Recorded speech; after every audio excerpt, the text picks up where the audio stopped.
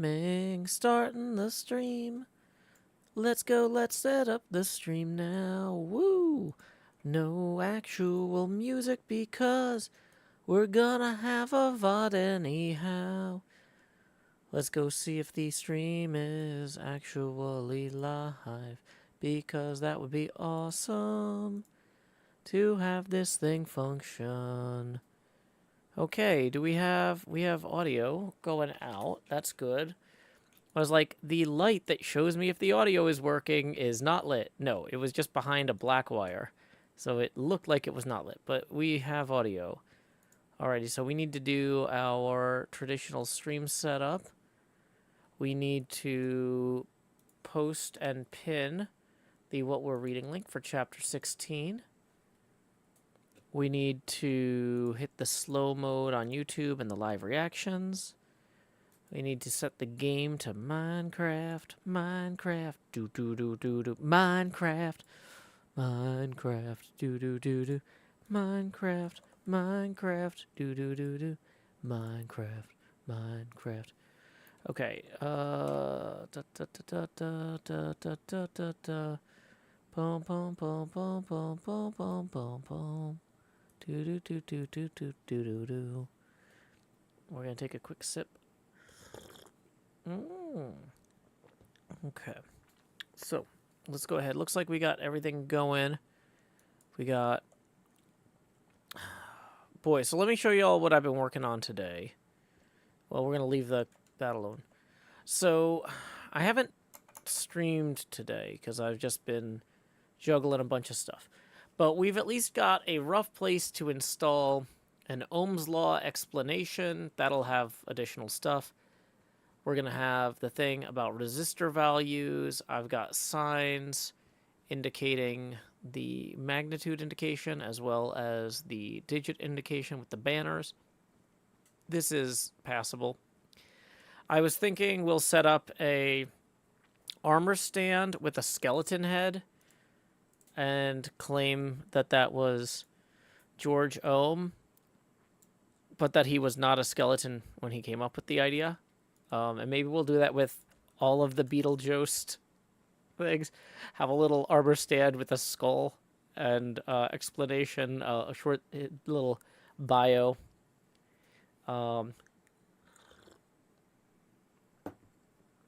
So, core concept. Yeah. When people first come off the elevator, they'll come up here and they'll see this. So this is the beginning of an exhibit. Yay. Okay. But that is not optimal to work on during a reading stream. There is way too much thought that has to go into designing these banners and working on all the exhibit stuff to try to juggle that right now. Okay, so we're going to toss all the stuff that we don't need for right now into various boxes, and then we're going to read Frankenstein while we gather some more glass, because we've already used so much glass and we don't have enough. We do not have enough glass. So, yeah, that is where we are on that. Boy, I need more barrels over here, too. That's a notable local deficiency. Okay, so here's what I'm thinking. We're going to toss this back in here. We are going to grab... Let's do our quick kit analysis, which we were going to write down. Q-I-T-T. So, quantity.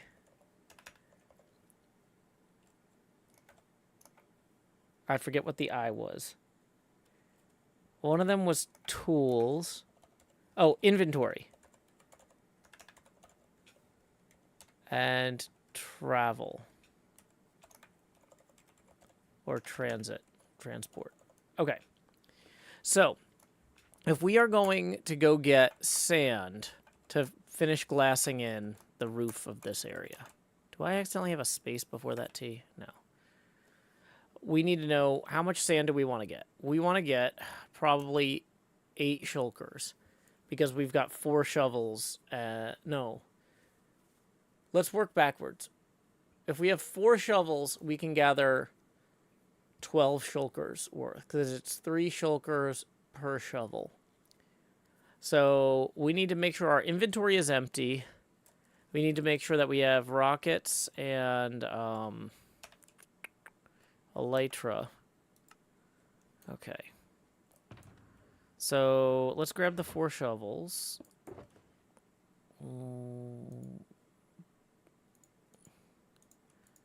Okay, so smooth, smooth, smooth. We don't want the flint maker, ideally. Okay, so we have 4 smooth shovels.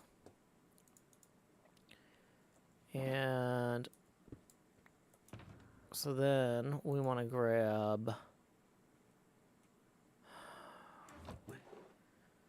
We really need better storage options over here real quick. Let's quickly grab another barrel. Anything else we need from over here? Oh yeah, we need 12 empty shulker boxes. 1, 2, 3, 4, 5, 6, 7, 8, 9, 10, 11, 12. Also, in terms of inventory management, let's go ahead and put that in there. Now you can see me a little better. I'm down here in slot 9, putting the hot in the hot bar. Welcome, Lockwood and Co. is the best. We are currently preparing to do an inventory management, or we're currently doing inventory management so that we can do some resource management for the rest of this building. We have a lot of glass we need for both the top of this building and for that bit up there. So, I've already cooked all the glass we had previously gathered. So we are in the process of freeing up some space. Okay, so we have enough rockets. We have an elytra that's in okay shape. I think what we want to do, though, is let's actually bring with us... Let's make an ender chest real quick. This is one of those things that, like... We probably should do more often, but we never do. Actually, yeah. Let's make 2 ender chests. In fact, because when we break the potion rod thing, the blaze powder... Oh, I was going to say, when we break a blaze rod, we're going to end up with 2 of these anyway. So, how come this isn't showing up? Well, whatever. So, now we can just go ahead and make 2 of those. And we'll just put one of those back in there for right now. We'll bring the other one with us. Okay. So, we have enough food. We have... Do we want elytra? Let's bring a fresh elytra. We can swap that out. Okay. So, now we should have 12 empty shulker boxes. We don't. We have 4 shovels, so we need 12 empty shulker boxes. So we're going to grab 1 more empty shulker box, and then we're going to be on our way. And then when we are gathering the sand, we are going to read Frankenstein. I should make a bed. I always forget that I'm going to need a bed when I get there. So let's just grab some stuff real quick to make one of those as well. And we'll do a quick recap of what we've read so far in Frankenstein while we're on our way over there. Okay, and let's go ahead and greet everyone. Howdy, Raystar. Howdy, Onion Bot. Howdy, Maria Salas, Sproutser, Freya. Welcome, Mason Dini. Welcome, Centauratron, Akinti. Welcome, Mr. Hardluck, Cristalli3, Lockwood Co. is the best. Welcome, Galley. Welcome, Meosicle. Welcome, Bait. Welcome, NB Andy. Welcome, Honky Donkey, Ari Light, Vivian. Welcome, Ghost Times. Keyboard, Mr. Junior Doctor. Glad y'all could be here today. Jevan raiding with a party of 144. Howdy, Jevan Raiders. What was Jevan streaming? We are... I know he was working on something over there, but he told me not to visit. So I don't know if I can show that on stream yet. So we're not going to be looking back that way too much. Ooh. He says, I'm good now, so I think we are going to go visit. Let's go check this out. Looking pretty cool. It's your pal Sal. Woo!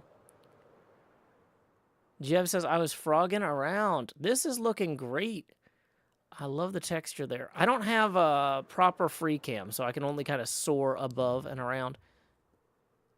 Most excellent. Looking totally sweet. Very cool with those sunglasses. Just out of curiosity, Jev, were you thinking about doing anything with the ground here, or were you going to leave that open to other people? Or, oh yeah, that's right. You were going to do a pool. Jeff says, I need to do the pond, but the area around it was a bit confusing, so I'll get that worked out. Awesome. Yeah, if you want to record something at some point where I help you maybe set up some of the pool stuff, I would be glad. And some of the paths aren't finished. Excellent.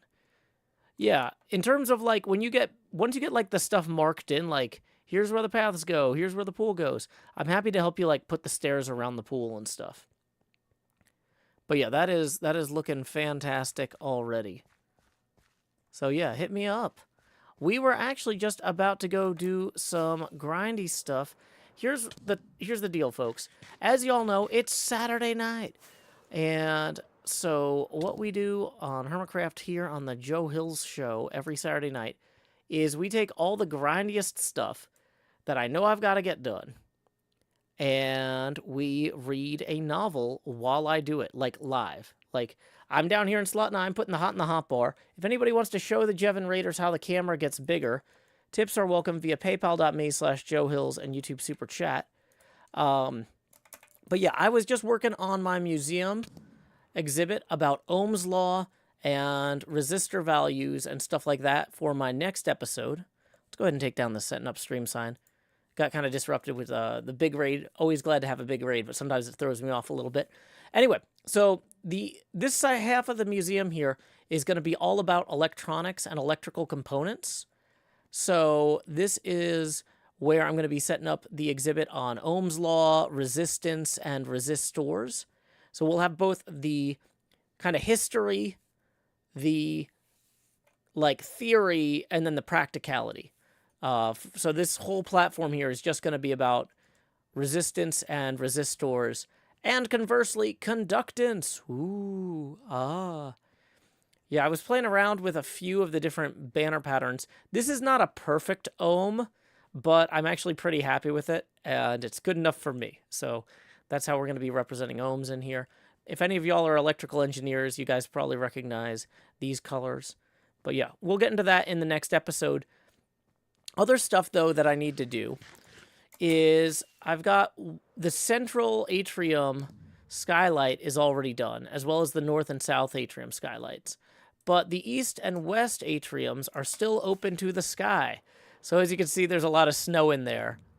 And so basically, I need to go get a bunch of glass. Like, when I say a bunch of glass, I mean like dozens of shulkers worth. We're going to go ahead and get 1 dozen today. But yeah, this is the sort of sand gathering that occurs at a sufficient scale that it's just like, oh boy, I don't want to go buy that. I would rather just go, rather than make another hermit go gather 30 shulkers of sand, what I'm going to do is I'm going to set aside Saturday night for extra grindy tasks, and I will read aloud from a novel. And so far, we've already read Dracula and Moby Dick, just a chapter or 2 at a time each Saturday night. So this season, or this part of the season, because we already finished Moby Dick earlier this season, we are now on Frankenstein. You'll see the What We're Reading pin at the top has Frankenstein chapter 16. So let's see. Oh, where's the nearest desert? There's one now. We can just fly out there using the magic of Voxy mod to show us stuff in the distance. This only shows us chunks we've already visited. So there's Jevan's little farm between B-Dubs and Doc's area. There's B-Dubs over here. Joel's city is over there. There's Scarland, Scar Zoo. Doc M77 stuff is out that way. But yeah, this is a really fun mod, but it only shows you chunks that have been cached when you last visited them. So it's a great way to be able to just, instead of using like a seed generator map thing to try and figure out, oh, where's the nearest desert? Well, I just flew around for like 8 hours in a spiral, just ever going outward until I had cached enough chunks that I could just look up and be like, oh, yep, there's sand over there. That's where we're going. Oh, I need mangroves. Okay, well, there's some mangroves in that bit. Okay. Where's Grian's base? Grian's base is in the Cherry Mountain bit over here. You can see Cub Fan behind it. There is Tango's. So Grian is just kind of south of Scar. Scar's trees are kind of blocking the view, but there's some of Grian's buildings there. But yeah, it's real fun being able to see things from such a distance. We're going to fly over Scar's base. We might see some chunks updating as we do, depending on what Scar has been up to. Yeah, a little bit minor changes. Looks like Scar hasn't made too many big changes since the last time I was here. But yeah, you can see the entire Gamers Outreach charity bridge. You can see Gem's little coral platform out there too. So this is a lot of fun. I just love feeling how much more connected the server is. But yeah, tridents, in my opinion, are the best way to fly. Although, no, second best. Here we go. Rockets. Rockets are pretty good too. So we just get some elevation here with the flight duration 3. We just use the Voxy mod to set a course. Whoops, that's not it. We need to set that to open and streaming now that I'm actually live. I was in setting up mode earlier. But yeah, we're going to bring this bed, this ender chest, and these empty boxes over there.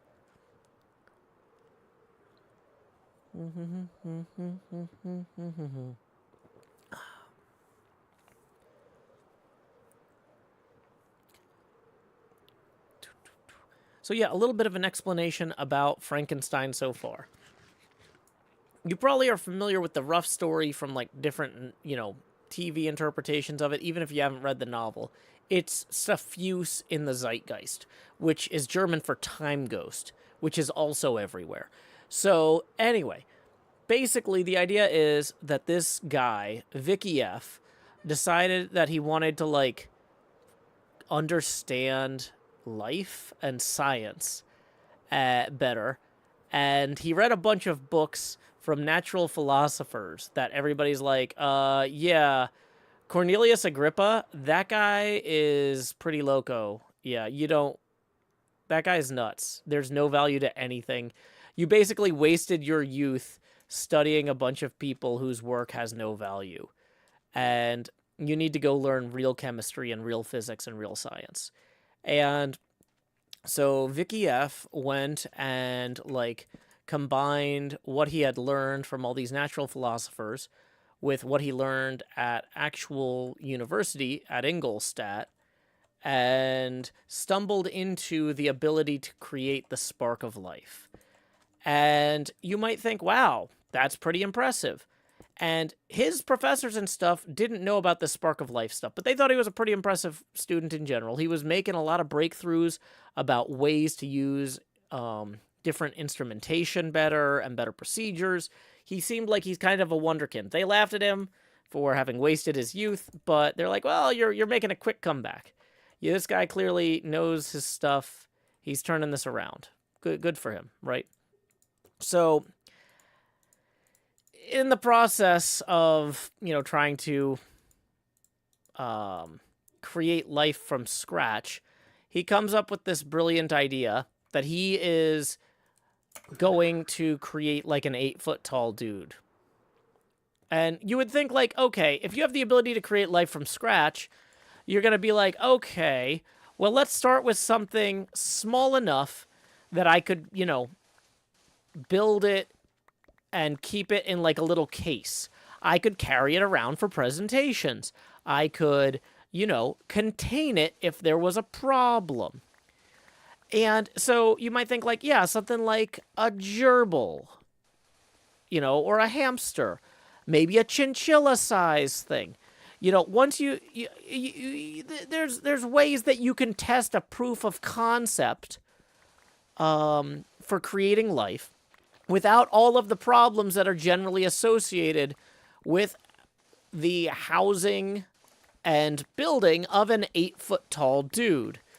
But instead, he did not understand this. He did not see this. And he just jumped straight into, like, if I'm going to build life, I'm going to build the most life. I'm going to build so life. Yeah. Many life. Much tall. And so he just goes all in on building this 8-foot-tall dude. And then when it actually wakes up, he's, like, horrified. And he goes into shock, and he runs away. And the 8-foot-tall dude just kind of wanders off. Because he doesn't know what's going on, because there's literally no one there. Like, I don't know if you've ever, like, had a baby. But, like, one of the things about the miracle of childbirth for humans is that the baby can't just grab some of your, like, sheets or whatever and then wander out the door into the streets of Germany. You know, like, the baby is kind of dependent on you physically as well as emotionally. Now, this 8-foot-tall dude is not physically dependent on Victor Frankenstein in that way. He's totally mobile and just completely nopes out with no idea what's going on. And so Vicky F is just, like, relieved when he comes to his senses and he comes back and the monster's gone because he's like, well, problem solved itself. Never going to have to worry about that again. But, unfortunately, it turns out that the monster who had, like, grabbed, like, one of Vicky F's coats and some sheets or whatever to, like, wrap itself in because it was cold before it wandered out the door, that monster ended up crossing paths with Vicky F's family. And apparently murdering his half-brother or brother. It's his adopted brother, maybe. I don't know. A lot of the family stuff on Vicky F's side is, like, weird. There's, like, an adopted cousin who isn't really his cousin, but, like, they're gonna get married. It's weird. Anyway, so we need to go over here and get a bedtime. Oops, that was not a bedtime. That's a bedtime. So, anyway, this is what a lot of scientists struggle to connect with their children. And Vicky F is the, like, comedy extreme version of this.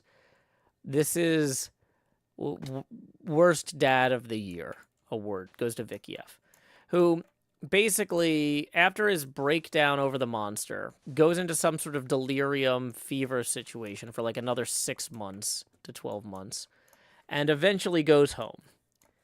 And when he gets home, his brother has been murdered, and everybody's, like, pretty sure that it's one of the house staff that did it. But Vicky F has seen this 8-foot-tall dude wandering around the woods at night, and is kind of like, I'm pretty sure it's not the house staff. I'm pretty sure it's something else. And the house staff gets hanged because there's, like, this locket that the young boy had been holding that is found in the staff member's, like, jacket. And Vicky F is like, oh, I don't know how they got there, but I'm pretty sure it wasn't her. It was totally someone else. But Vicky F is smart enough to know that he's like, if I start telling everybody I created an 8-foot-tall dude, no one's going to believe me. So here's the thing. This is one of the things that's frustrating about the book.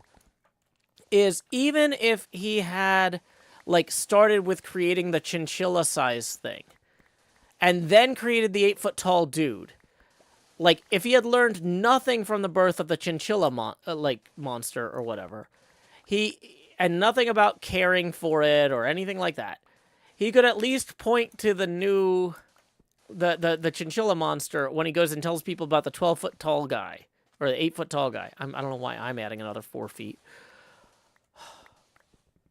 He could at least tell people when he's trying to explain about the 8-foot-tall guy that probably murdered his brother.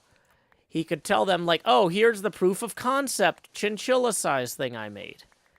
And then they would be like, whoa, that is a creature that is not of the natural world. And he'd be like, I know, right? I did that. And I also made this other guy, and you don't have to hang my house staff just as a treat. But anyway, didn't do that. Just jumped right in, you know. And so, anyway, the monster eventually found Vicky F. Hiking in the Alps and was like, hey, man, you're a terrible dad. And here's all this stuff I had to go through trying to learn how the world worked on my own. I had to hide in a dog kennel and spy on this family to learn how to read and write. Well, I don't know if he can write. Learn how to read and speak and understand French. Because, like, they speak French, I think. Or maybe, yeah. Or maybe Italian. I don't know. Whatever language the monster speaks is the language the family spoke. But it's one of those romance languages, I think. Is German a romance language? I am not a linguist. Every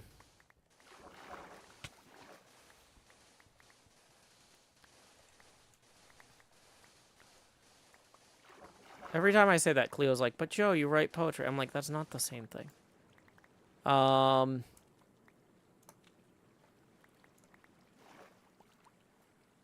So, core concept. The monster had to learn language from this human family that he was spying on while hiding in a dog kennel next to their cabin. And he's been telling Frankenstein, a.k.a. Vicky F., Dr. F. The monster's been telling Vicky F. the story of how that family set an example for him that he learned from, and then when he tried to introduce himself to them, they chased him away and hit him with a stick. And so, also, just as a quick note, they never call him Frankenstein's monster in the book. That's something that was later introduced by the Universal Monsters universe. No, they call him the Wretch, or Frankenstein refers to him as my wretch, which is possessive. So using the possessive Frankenstein's wretch would be appropriate. So anyway, we're going to real quickly toss some of this sand in here. Boop, boop, boop, boop. Doo-doo-doo. Well, I should probably have brought like an empty chest to throw nonsense in, but whatever. It's fine. We're getting stuff done. So does anybody have any questions about the story so far or my summary before we move on to actually reading chapter 16 of Frankenstein? Because honestly, like I said, if you've seen any representation of Frankenstein in literature or film, in Animaniacs, you know enough that wherever we are in the story, you can just jump in. And also, just as a reminder, tips are welcome via paypal.me/JoeHills and YouTube Super Chat. And I don't always interrupt the middle of a paragraph or whatever for tips. If I'm near the end of a chapter, you might wait until the end of the chapter. So please don't be alarmed if it takes slightly longer than usual for me to acknowledge tips once I start reading. Rapinth says, the etymology of wretch is banished person. Yeah, Frankenstein did banish him. Kind of. Well, Frankenstein abandoned him, and then the villagers when he first stumbled into a village, the villagers banished him. And then the people whose cabin he was hanging out near just banished him with a stick. Meowsicle says, I actually bought a copy of this book because I liked your readings so much. Hey, I'm glad. Ba ba ba ba ba ba ba ba da da da dee dee dee dee dee dee.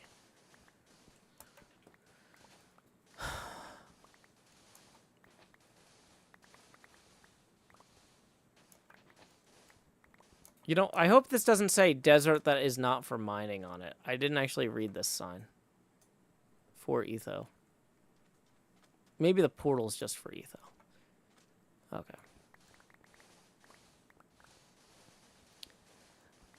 Etho can come yell at me if I'm in the wrong place. I know how this works. Wandering Mask tips 3 and says, thanks for the reading. You're most welcome, Wandering Mask. Let's go ahead and get that jotted down here. That puts us now 17 away from our next face camera expansion milestone. Thank you very much, Wandering Mask. Okay. I didn't mean to collect that. Why did I even bring the pick? Oh, yeah, for breaking shulkers. Okay. So, where's the sun? Okay. Got a little bit of time till the sun sets in game.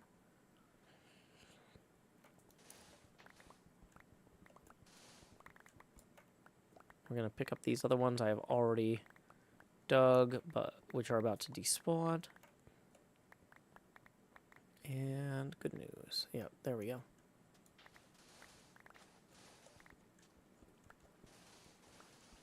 So, at this point,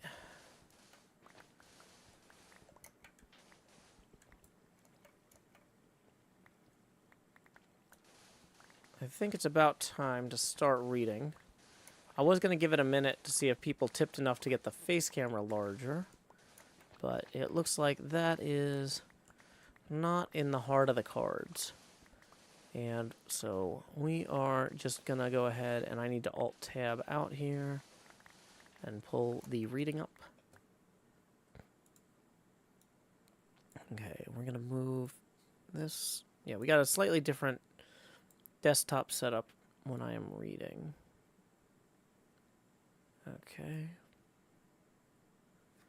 So here we go. Chapter 16 of Frankenstein, The Modern Prometheus, by Mary Shelley. Cursed creator! Why did I live?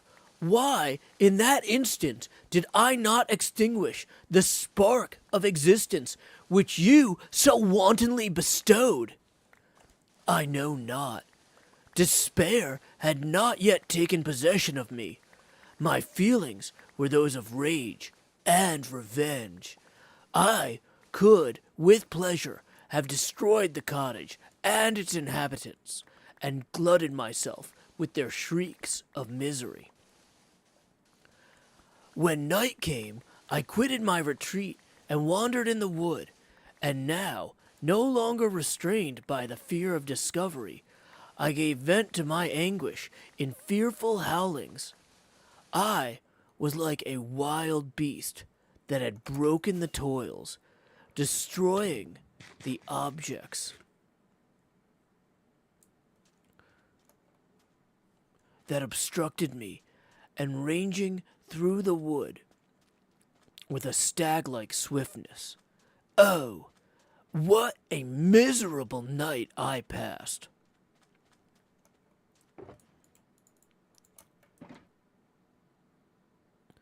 The cold stars shone in mockery, and the bare trees waved their branches above me.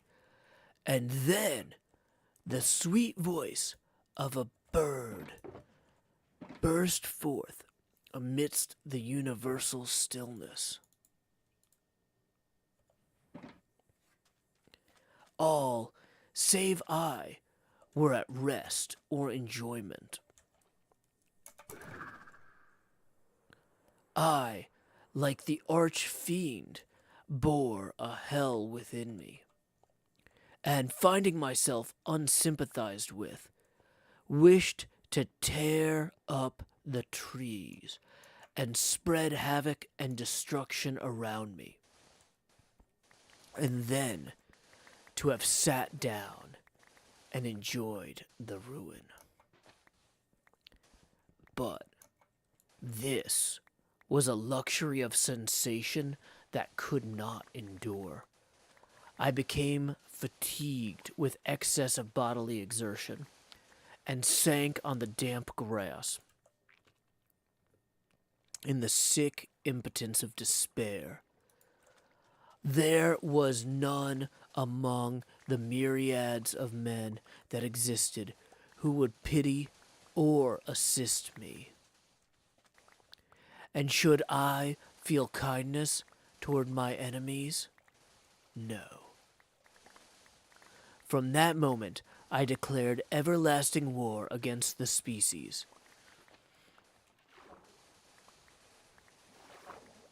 And more than all, against him who had formed me and sent me forth into this insupportable misery.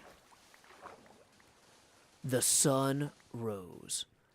I heard the voices of men and knew that it was impossible to return to my retreat during the day. Accordingly, I hid myself in some thick underwood, determining to devote the ensuing hours to reflection on my situation. The pleasant sunshine and the pure air of day restored me to some degree of tranquility, and when I considered what had passed at the cottage, I could not help believing that I had been too hasty in my conclusions. I had certainly acted imprudently. It was apparent that my conversation had interested the father in my behalf, and I was a fool in having exposed my person, to the horror of his children. I ought to have familiarized the old de Lacy to me, and by degrees to have discovered myself to the rest of his family, when they should have been prepared for my approach. But I did not believe my errors to be irretrievable, and after much consideration, I resolved to return to the cottage, seek the old man, and by my representations, win him to my party.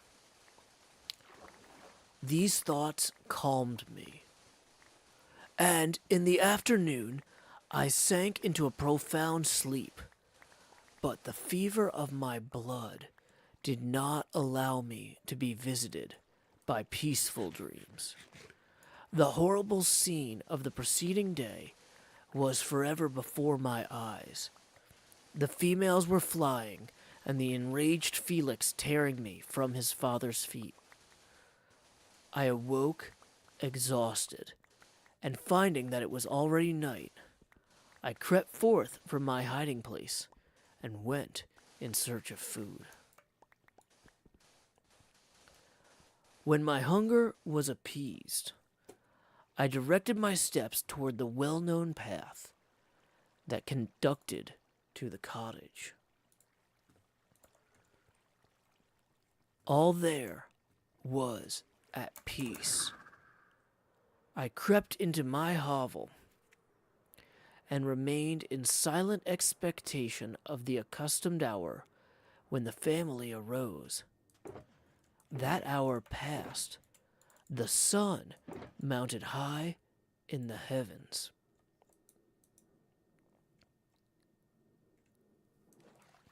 But the cottagers did not appear. Whoa. That was a server hiccup of great significance. Whoa, sorry. I was not expecting that.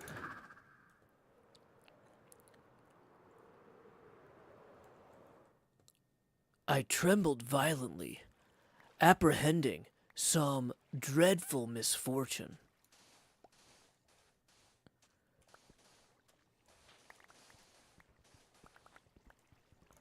The inside of the cottage was dark, and I heard no motion. I cannot describe the agony of the suspense. Presently, 2 countrymen passed by, but, pausing near the cottage, they entered into conversation, using violent gesticulations, but I did not understand what they said, as they spoke the language of the country, which differed from that of my protectors.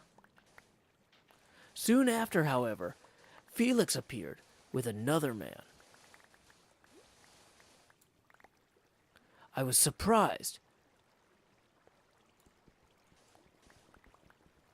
as I knew that he had not quitted the cottage that morning, and waited anxiously to discover from his discourse the meaning of these unusual appearances. "Do you consider," said his companion to him, "That you will be obliged to pay 3 months' rent and to lose the product of your garden. I do not wish to take any unfair advantage, and I beg, therefore, you take some days to consider your determination."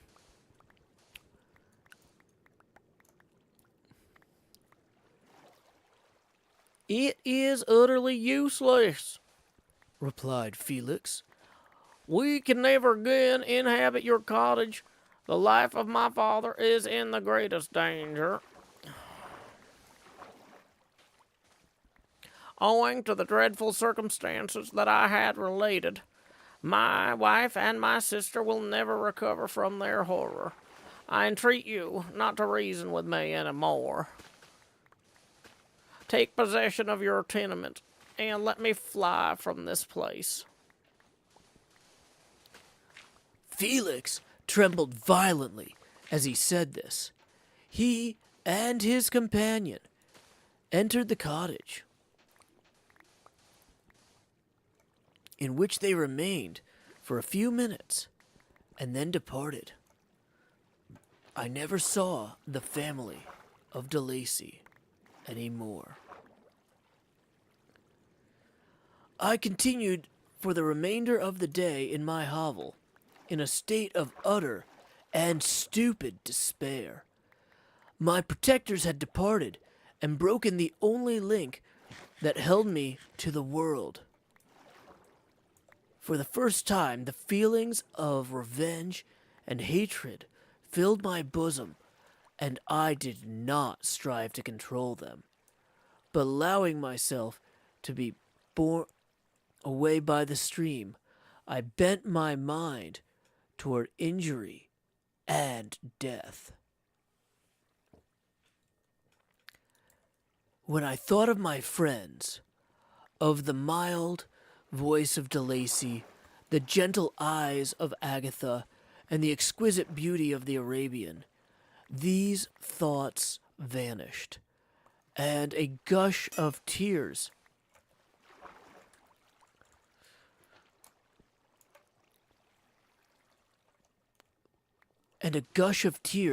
somewhat soothed me.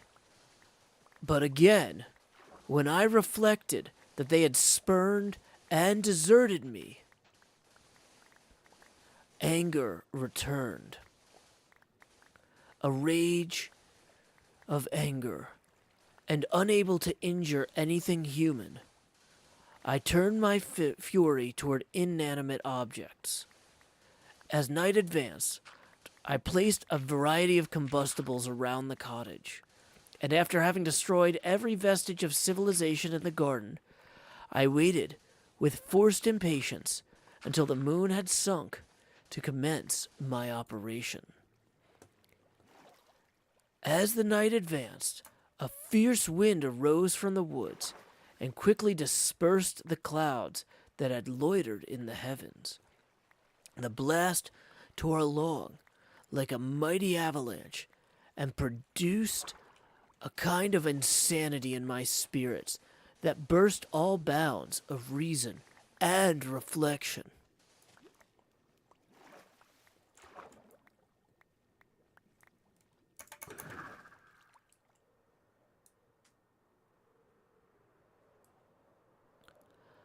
I lighted the dry branch of a tree and danced with fury around the devoted cottage, my eyes still fixed on the western horizon, the edge of which the moon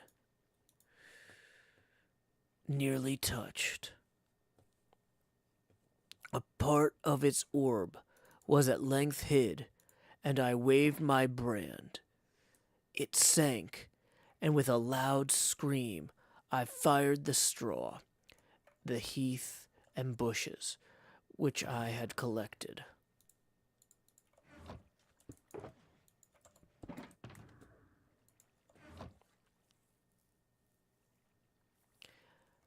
The wind fanned the fire, and the cottage was quickly enveloped by the flames, which clung to it and licked it with their forked destroying tongues.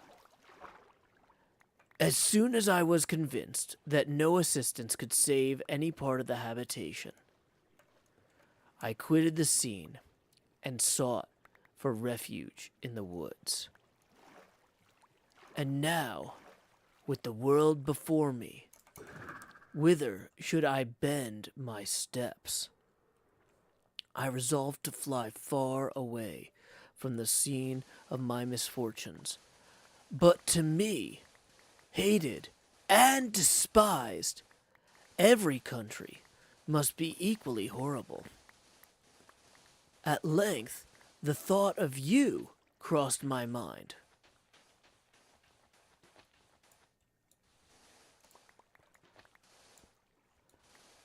I learned from your papers that you were my father and my creator, and to whom could I apply with more fitness than to him who had given me life? Among the lessons that Felix had bestowed upon Safie, geography had not been omitted. I had learned from these the relative situations of the different countries of the earth. You had mentioned Geneva as the name of your native town, and toward this place I resolved to proceed. But how was I to direct myself? I knew that I must travel in a southwesterly direction to reach my destination, but the sun was my only guide. I did not know the names of the towns that I was to pass through, nor could I ask information from a single human being. But I did not despair. From you only could I hope for succor, although toward you I felt no sentiment but that of hatred. Unfeeling, heartless creator, you had endowed me with perceptions and passions, and then cast me abroad, an object for the scorn and horror of mankind. But on you only had I any claim for pity and redress, and from you I determined to seek that justice which I vainly attempted to gain from any other being that wore the human form.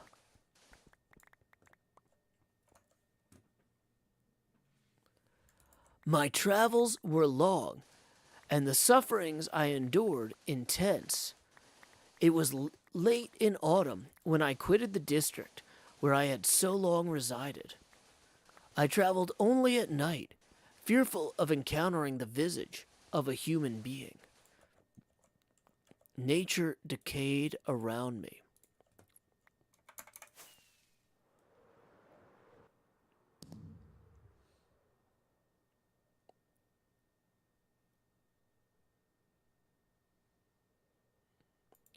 And the sun became heartless.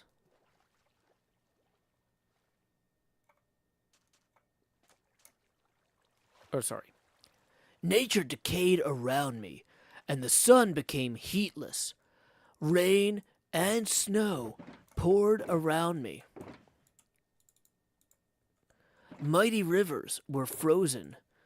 The surface of the earth was hard and chill and bare, and I found no shelter.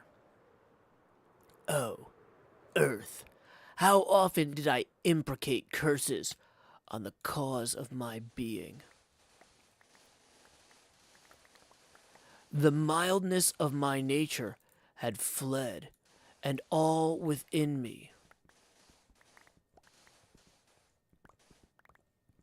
was turned to gall and bitterness.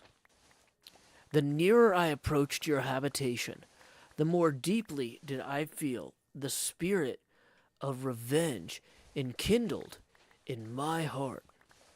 Snow fell, and the waters were hardened, but I rested not. A few incidents now and then directed me, and I possessed a map of the country. But I often wandered wide from my path. The agony of my feelings allowed me no respite. No incident occurred from which my rage and misery could not extract its food. But as a circumstance that happened when I arrived in the confines of Switzerland, when the sun had recovered its warmth and earth again began to look green, confirmed in an especial manner the bitterness and the horror of my feelings. I generally rested during the day and traveled only when I was secured by night from the view of man. One morning, however, finding that my path lay through a deep wood, I ventured to continue my journey after the sun had risen.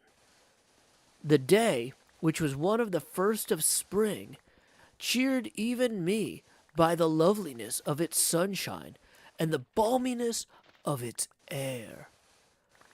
I felt emotions of gentleness and pleasure that had long appeared dead revive within me.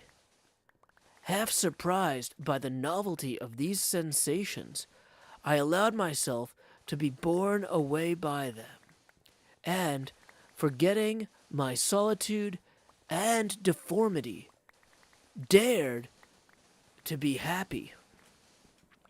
Soft tears again bedewed my cheeks, and I even raised my humid eyes with thankfulness toward the blessed sun, which bestowed such joy upon me. I continued to wind among the paths of the wood until I came to its boundary, which was skirted by a deep and rapid river, into which many of the trees bent their branches, now budding with fresh spring. Here I paused,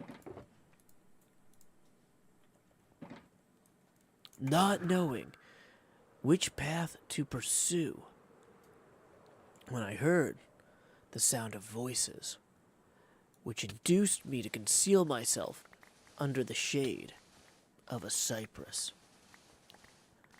I was scarcely hid when a young girl came running toward the spot where I was concealed, laughing as if she ran from someone in sport. She continued her course along the precipitous sides of the river, when suddenly her foot slipped, and she fell into the rapid stream. I rushed from my hiding place, and, with extreme labor from the force of the current, saved her and dragged her to shore.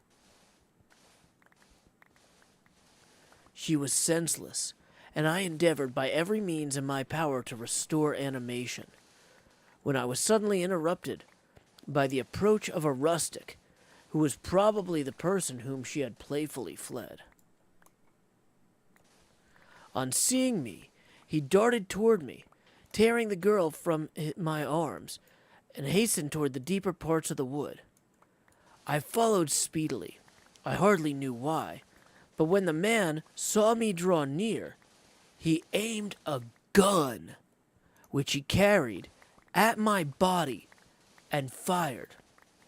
I sank to the ground, and my injurer, with increased swiftness, escaped into the wood. This was then the reward of my benevolence.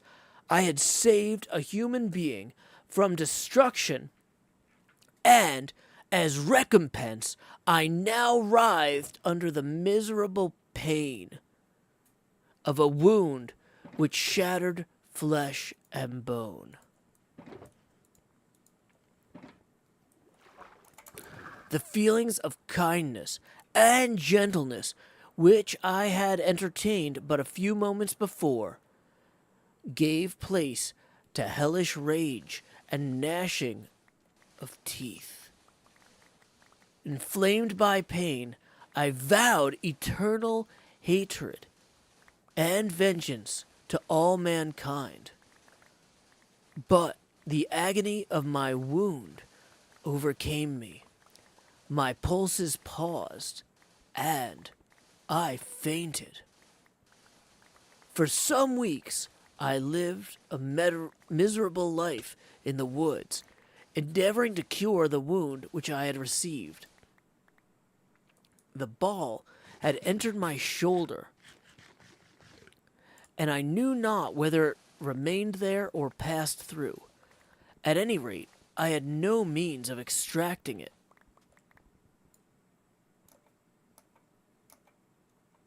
My suffering was augmented also by the oppressive sense of the injustice and ingratitude of their infliction. My daily vows rose for revenge, a deep and deadly revenge, such as would alone compensate for the outrages and anguish I had endured. After some weeks, my wound healed, and I continued my journey. The labors I endured were no longer to be alleviated by the bright sun or the gentle breezes of spring.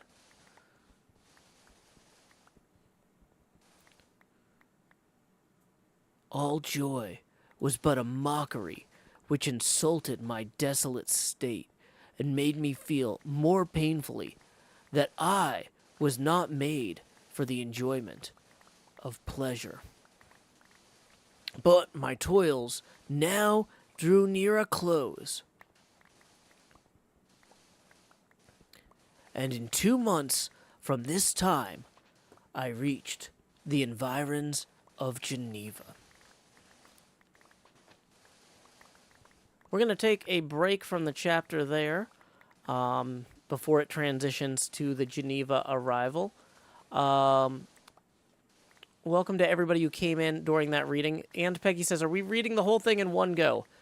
We're reading as much as I can in one go, but I do need to occasionally take breaks. The chapters are a variable length. When we were reading novels that had short chapters, I would be like, well, we'll just wait till the end of the chapter to do tips. But this book has some short chapters, some crazy long chapters, so we're just doing what we're doing. If you're joining us, we are currently reading Frankenstein by Mary Shelley. The What We're Reading link is at the top, and we are taking a quick break to do some inventory management and acknowledge a tip that just rolled in. Let's go ahead and see who we need to thank. Thank you very much to Gerald, who says, do not read. Thank you for the kind words. I appreciate that, Gerald. I'm assuming based on you asking me not to read that, I should not respond too directly, but I appreciate the sentiment deeply.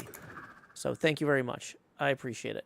That is going to get us 20 past the next face camera expansion milestone. So let's go ahead, and if you direct your attention to slot 9, where I'm putting the hot in the hotbar, you'll see my little face down here. Howdy, howdy, howdy. I got my little green screen. So here we go. It's time to expand, Joe. Howdy, y'all. Grow Hills here, expanding as I always do in Nashville, Tennessee. Dee-da-dee-da-dee, dee-da-dee-da-dee, All right. Thank you again to Gerald for that. That puts us now 17 away from the next face camera expansion milestone. Tips are welcome via paypal.me/Joe Hills and YouTube Super Chat.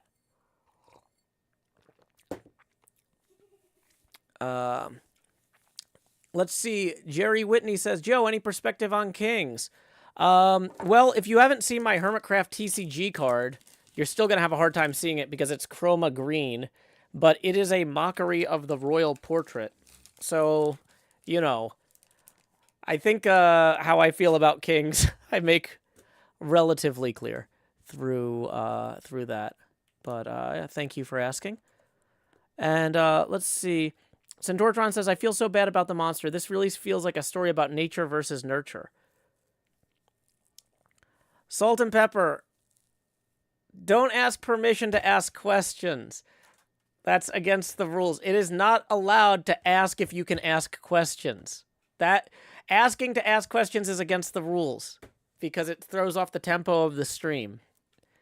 If you want to ask a question, ask the question, and I will either answer it or ignore it. But you cannot ask to ask questions. I'm going to time you out for 5 minutes so you can read the rules, and you can make your own determination of, does your question violate any of those rules? And go from there. But yeah. If we give one person, seriously, if I answer one person's question about whether or not they can ask a question, that's all we have. It just completely destroys the chat. Yeah. See, hello, Ann Rose. It says, I would have capsed my previous message, but I know that's against the rules. Yes, thank you.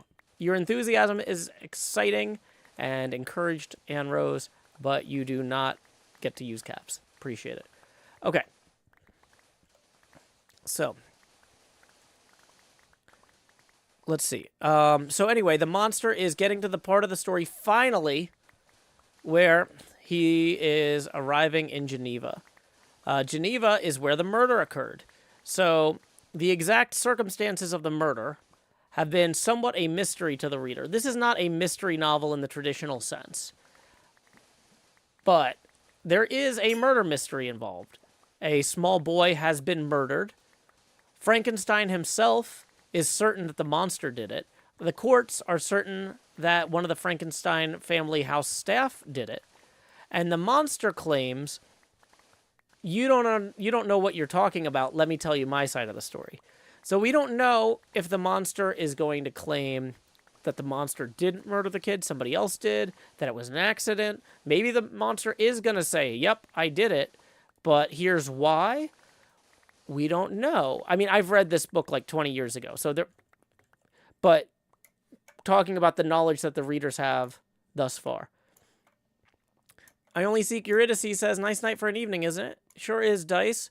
We are currently reading Frankenstein. If you click the What We're Reading link, you'll see that we are in chapter 16. We're taking a brief intermission in the chapter as the monster arrives at this part of the story where it shows up in Geneva after getting shot as a reward for saving a drowning girl from a stream. So, monster is not super happy with people at this point. So we're going to swap out our thing here. Bum ba dum bum bum bum. Kind of want to just dump this extra stuff in there too for right now. It's not really a Doom box, but any box can be a Doom box if you don't care about the future. Okay. So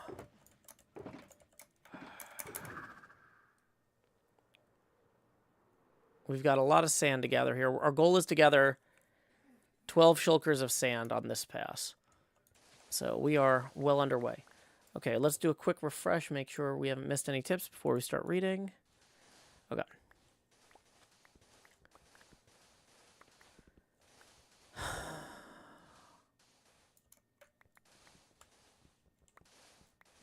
Are we smelting it into glass? Some of it. Okay. I'm just... Hold on. I need to mute real quick. Like, 1 second. I need to blow my nose. I was, like, trying to exhale there, and it was, like...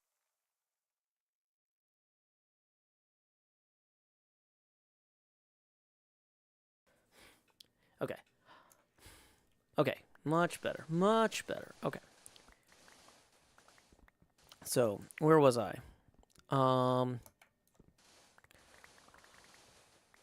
But my toils now drew near a close.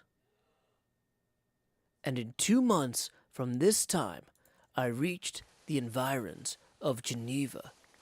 It was evening when I arrived, and I retired to a hiding place among the fields that surround it, to meditate in what manner I should apply to you.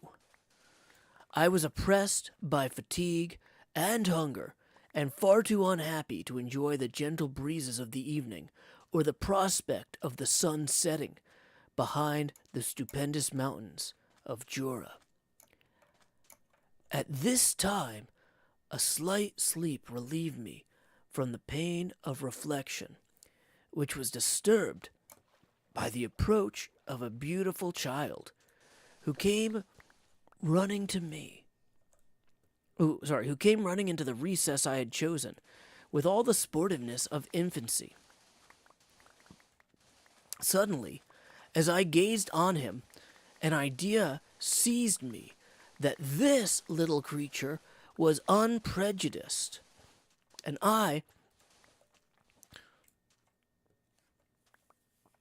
this little creature was unprejudiced and had lived too short a time to have imbibed a horror of deformity. If therefore I could seize him and educate him as my companion and friend, I should not be so desolate in this peopled earth. Urged by this impulse, I seized on the boy as he passed and drew him toward me.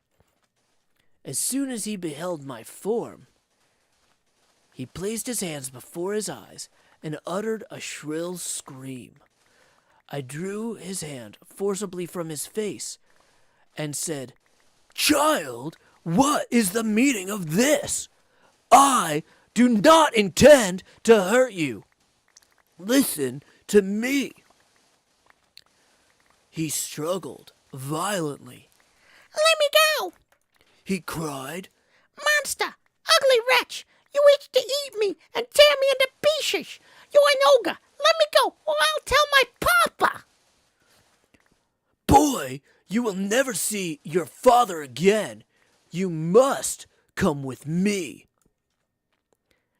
He struggled violently. Sorry. "Hideous monster! Let me go! My papa is a syndic. He is Frankenstein. He will punish you. You dare not keep me." "Frankenstein? You then belong to my enemy, to him toward whom I have sworn eternal revenge. You shall be my first victim." The child still struggled and loaded me with epithets which carried despair to my heart. I grasped his throat to silence him, and in a moment he lay dead at my feet. I gazed on my victim, and my heart swelled with exultation and hellish triumph. Clapping hands, I exclaimed, "I too can create desolation. My enemy is not invulnerable. This death shall carry despair to him, and 1,000 other miseries shall torment and destroy him." As I fixed my eyes on the child, I saw something glittering on his breast. I took it. It was a portrait of a most lovely woman. In spite of my malignity, it softened and attracted me. For a few moments I gazed with delight on her dark eyes, fringed by deep lashes, her lovely lips, and presently my rage returned. I remembered that I was forever deprived of the delights that such a beautiful creature could bestow, and that she whose resemblance I contemplated would, in regarding me, have changed that air of divine benignity to one expressive of disgust and affright. Can you wonder that such thoughts transported me with rage? I only wonder that at that moment, instead of venting my sensations in exclamations and agony, I did not rush among mankind and perish in the attempt to destroy him. While I was overcome with those feelings, I left the spot where I had committed the murder, and, seeking a more secluded hiding place, I entered a barn which had appeared to me to be empty. A woman was sleeping on some straw. She was young, not indeed so beautiful as her whose portrait I held, but of an agreeable aspect, and blooming in the loveliness of youth and health. Here, I thought, is one of those whose joy-imparting smiles are bestowed upon all but me. And then I bent over her and whispered, "Awake, fairest, thy lover is near, he who would give his life but to obtain one look of affection from thine eyes. My beloved, awake." The sleeper stirred. A thrill of terror ran through me. Should she indeed awake and see me and curse me and denounce the murderer? Thus would she assuredly act if her darkened eyes opened and she beheld me. The thought was madness. It stirred the fiend within me. Was I not not I, but she shall suffer the murder I have committed, because I am forever robbed of all that she should give me. So she shall atone. The crime had its source in her. Be hers the punishment.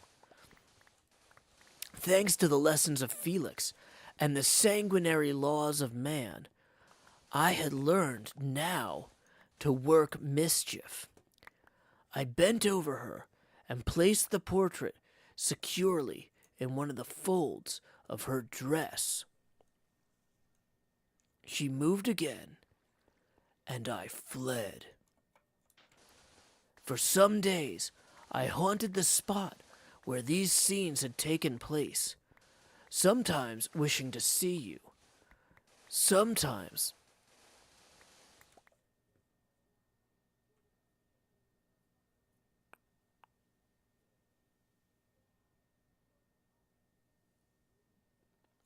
resolved to quit the world and its miseries forever. At length I wandered toward these mountains, and have ranged through their immense recesses, consumed by a burning passion which you alone can gratify. We may not part until you have promised to comply with my requisition. I am alone and miserable. Man will not associate with me, but one as deformed and horrible as myself would not deny herself to me. My companion must be of the same species, and have the same defects. This being you must create. And that concludes chapter 16 of Frankenstein, the Modern Prometheus, by Mary Shelley. It ends with the monster realizing that he is upset that he will never have a partner unless one is created for him by Dr. Frankenstein. And he's just made the case to Dr. Frankenstein like, "Hey, man, I think I just killed your kid. Wouldn't it be great if you were going to help me with this?" Now, he doesn't know that that's Frankenstein's brother because, he just knows that the kid's dad is named Frankenstein. But he's like, probably the same guy. This is the right area. This is the right city, right name. Ray722 says, "Not the Yu-Gi-Oh voice." My voice gives me super strength. No, that's terrible. My voice gives me super strength. I can't do the Barney the dinosaur. I love you, you love me. Yeah, I can't do the Centauratron says, "No, I hope the wretch would truly be innocent." I know, right? But that's the thing. That's the thing is Frankenstein truly has created something monstrous. He hasn't just created the near occasion of sin, he has created sin. Great job, Vicky F. But yeah, so the murder mystery component of the novel is now completed. We now know precisely what happened to young Frankenstein.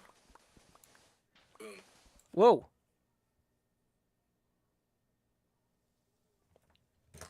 My audiobook started auto-playing with the word boom. Just as I said that. Like, seriously, mic drop moment. Thanks, Jeff Hayes, for that. Apparently the wire... I had hooked up my phone to a headphone thing, and apparently the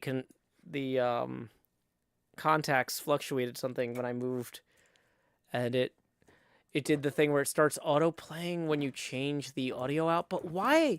I don't understand why when I get in the car, the phone wants to start playing the last audio, but apparently it did the same thing because of how I had that patched into the sound system in here. But okay, that's fine.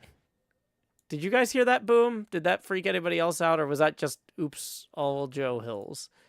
Bum, ba,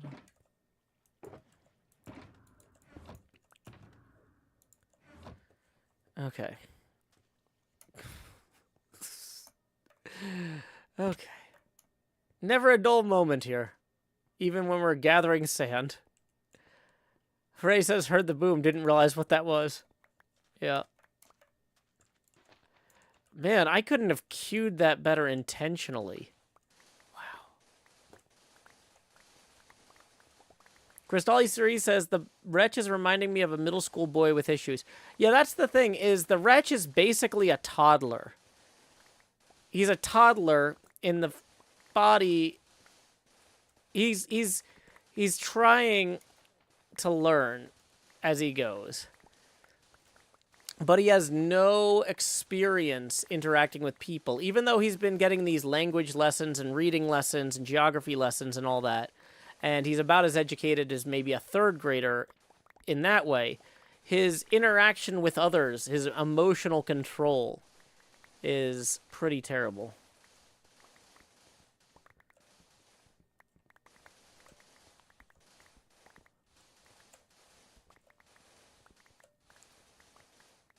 Salt and Pepper, I am not informed enough to answer that question.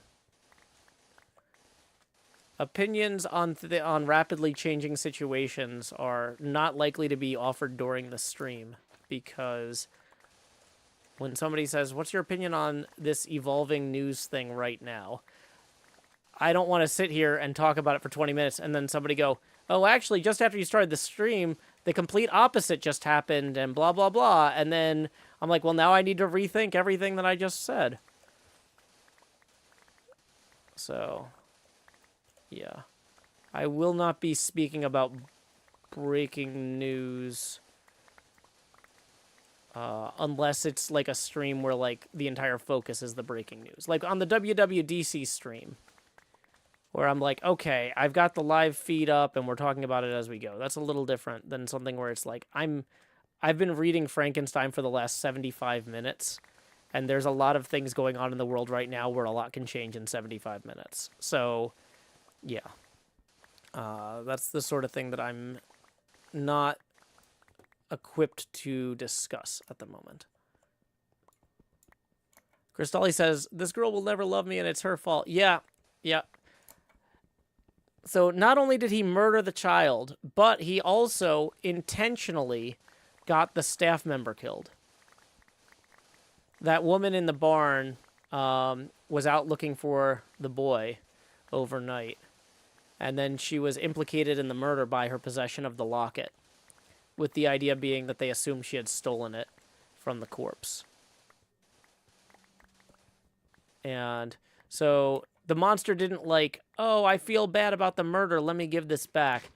He directly caused one death and indirectly caused the other.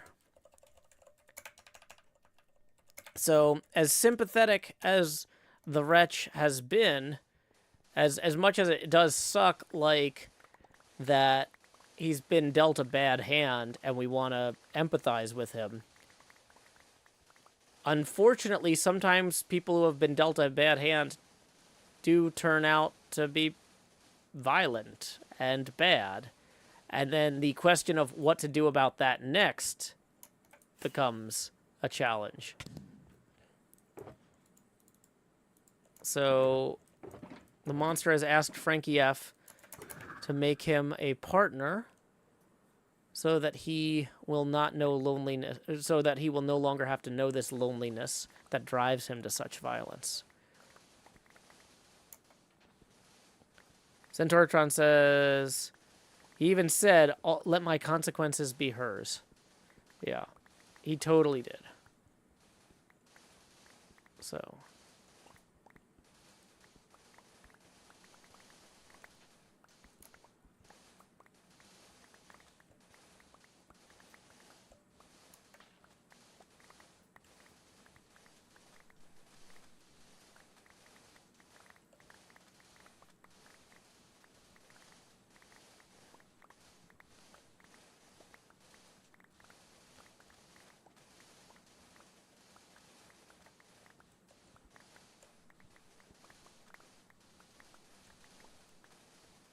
I have not seen Mel Gibson's Young Frankenstein.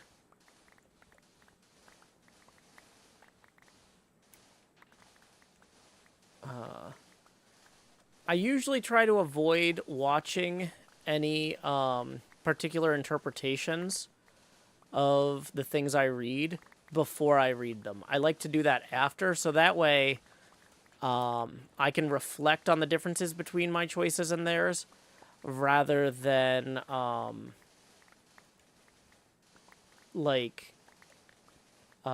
risk like stealing their ideas. Like I want to learn from their ideas, but after trying out my own, right? And it's harder to go into something fresh if you watch somebody else's version of it, right?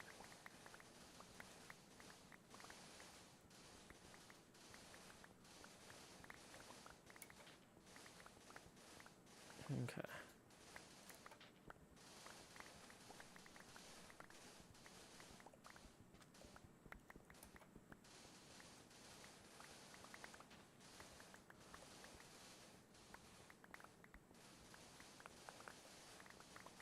So here we go, grabbing some sand.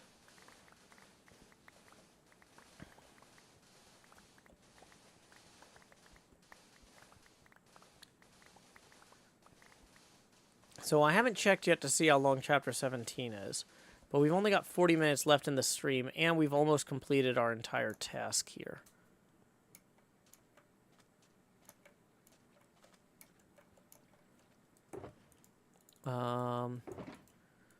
So yeah, we're only 5 stacks short there.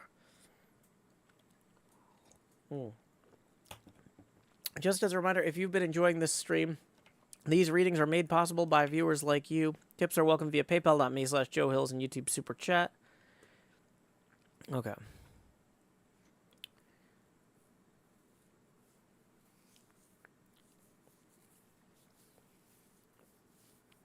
How long is this chapter? Chapter 17 is page down. Oh, no, I gotta click on it. Page down, page down, page down. 4.5 page downs. Chapter 16 was 1, 2, 3, 4, 5, 6, 7, 8. So chapter 16 is definitely slightly close to twice as long as chapter 17. So we could probably finish chapter 17 if we start it. I realize that my shovel is about to go.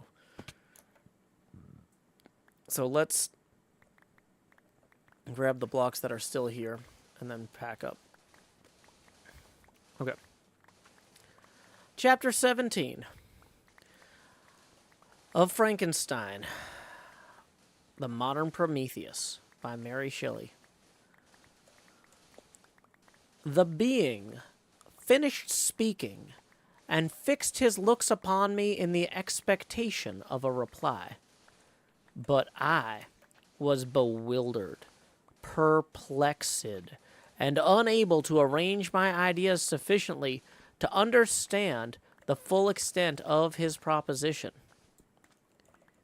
He continued, You must create a female for me with whom I can live in the interchange of those sympathies necessary for my being. This you alone can do, and I demand it of you as a right which you must not refuse to concede. The latter part of his tale had kindled anew in me the anger that had died away when he narrated his peaceful life among the cottagers. And as he said this, I could no longer suppress the rage that burned within me. I do refuse it, and no torture shall ever extort a consent from me. You may render me the most miserable of men, but you shall never make me base in my own eyes. Shall I create another like yourself, whose joint wickedness might desolate the world? Begone! I have answered you. You may torture me, but I will never consent. You are in the wrong, replied the fiend, and instead of threatening, I am content to reason with you.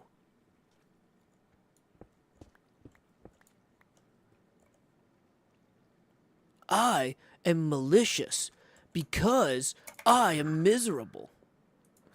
Am I not shunned and hated by all mankind? You, my creator, would tear me to pieces and triumph. Remember that, and tell me why I should pity man more than he pities me.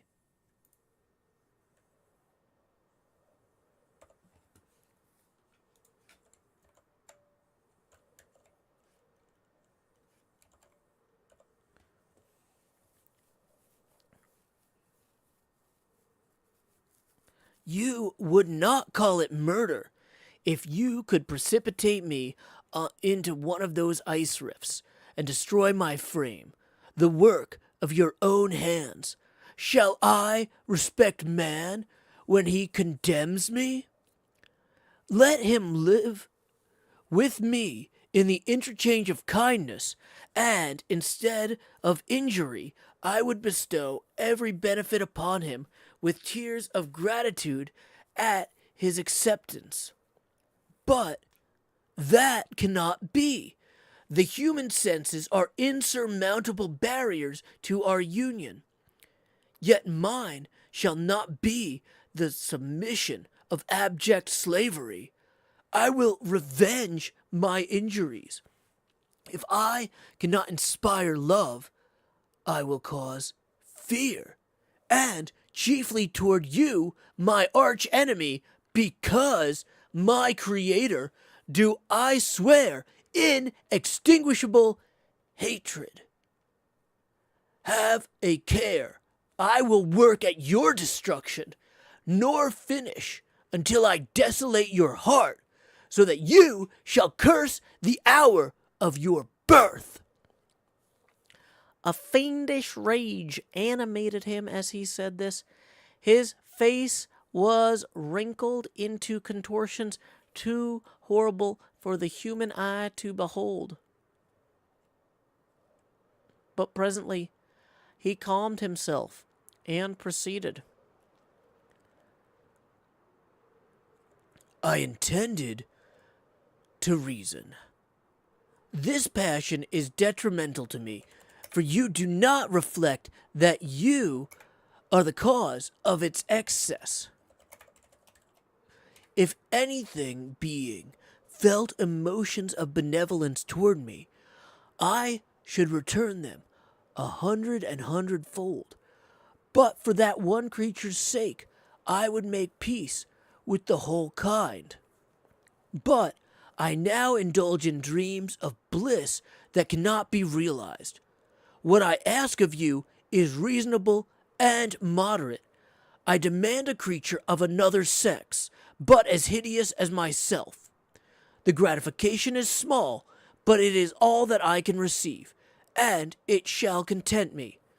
It is true, we shall be monsters, cut off from all the world, but on that account we shall be more attached to one another.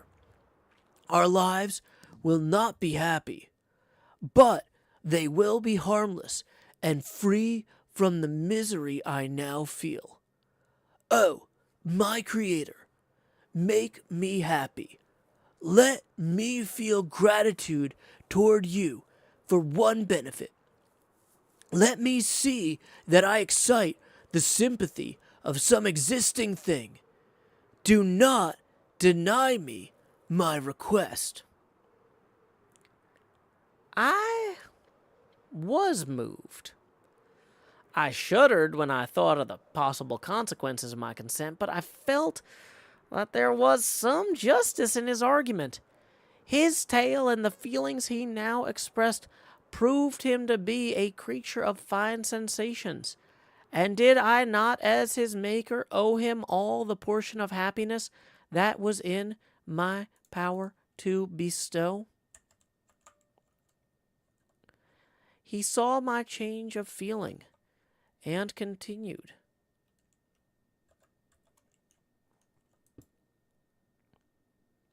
If you consent, neither you nor any other human shall ever see us again. I will go to the vast wilds of South America. My food is not that of man. I do not destroy the lamb and kid to glut my appetite. Acorns and berries afford me sufficient nourishment. My companion will be of the same nature as myself, and will be content with the same fare. We shall make our bed of dried leaves. The sun will shine on us as on man, and will ripen our food. The picture I present to you is peaceful and human.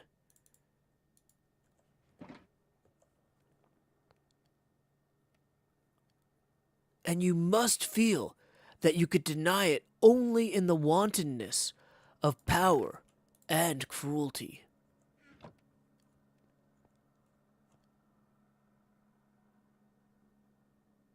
Pitiless as you have been toward me, I see now compassion in your eyes.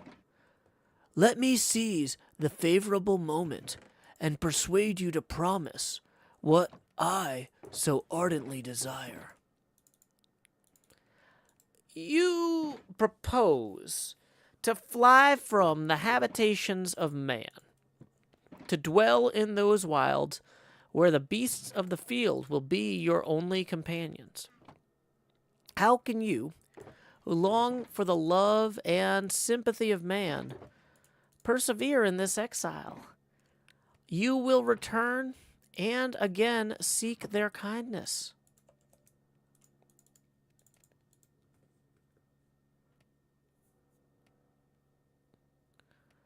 And you will meet with their detestation.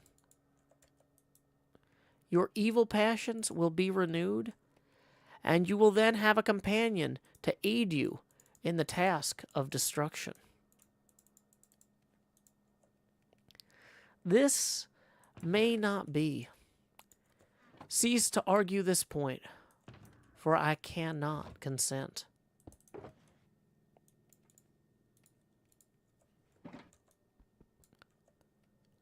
How inconstant are your feelings? But a moment ago, you were moved to my representations. Why do you harden yourself against my complaints? I swear to you, by the earth which I inhabit, and by you that made me, that with the companion you bestow, I will quit the neighborhood of man and dwell, as it may chance, in the most savage of places. My evil passions will have fled, for I shall meet with sympathy.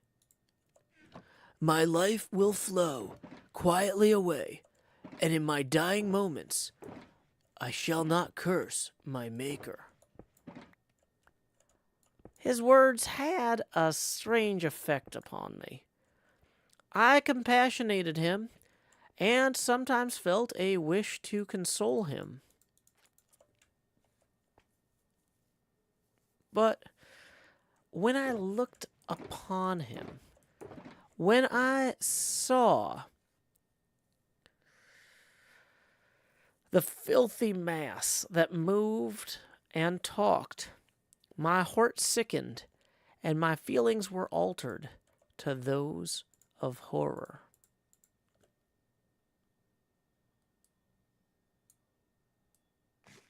And hatred. I tried to stifle these sensations. I thought that as I could not sympathize with him, I had no right to withhold from him the small portion of happiness which was yet in my power to bestow. You swear to be harmless, but have you not already shown a degree of malice that should reasonably make me distrust you?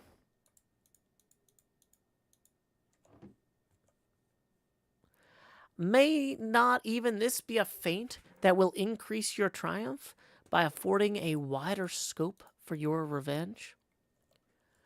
How is this? I must not be trifled with, and I demand an answer. If I have no ties and no affections, hatred and vice must be my portion. The love of another will destroy the cause of my crimes, and I shall become a thing of whose existence everyone will be ignorant. My vices are the children of a forced solitude that I abhor, and my virtues will necessarily arise when I live in communion with an equal. I shall feel the affections of a sensitive being, and become linked to the chain of existence and events from which I am now excluded. I paused some time to reflect on all that he had related and the various arguments which he had employed. I thought the promise of virtues which he had displayed on the opening, and of his existence, and the subsequent blight of all kindly feeling by the loathing and scorn which his protectors had manifested toward him. His power and threats were not omitted in my calculations. A creature who could exist in the ice precipices was a being possessing faculties it would be vain to cope with. After a long pause of reflection, I concluded that the justice due both to him and my fellow creatures demanded of me that I should comply with his request. Turning to him, therefore, I said, I consent to your demand, on your solemn oath, to quit Europe forever and every other place in the neighborhood of man, as soon as I shall deliver into your hands a female who will accompany you in your exile. I swear, by the sun and the blue sky of heaven, and by the fire of love that burns in my heart, that if you grant my prayer while they exist, you shall never behold me again. Depart to your home and commence your labors. I shall watch their progress with unutterable anxiety, and fear not but that when you are ready, I shall appear. Saying this, he quitted me, fearful perhaps of any change in my sentiments.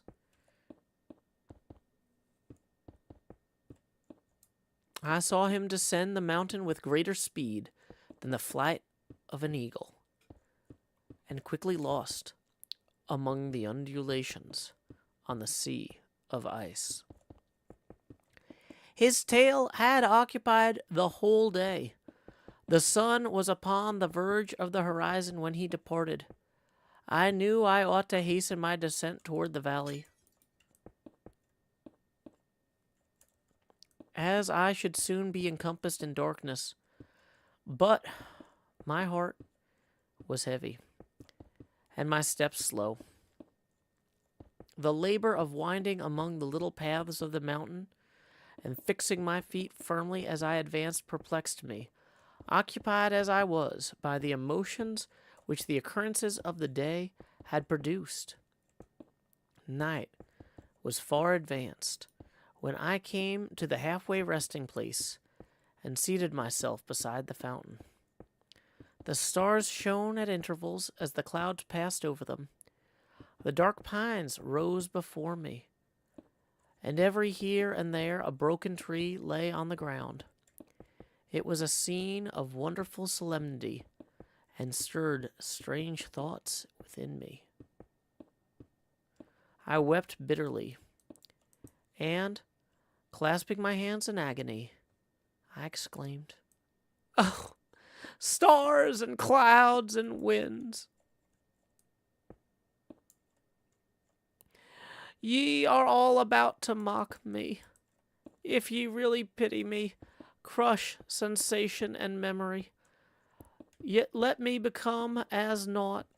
But if not, depart, depart, and leave me in darkness."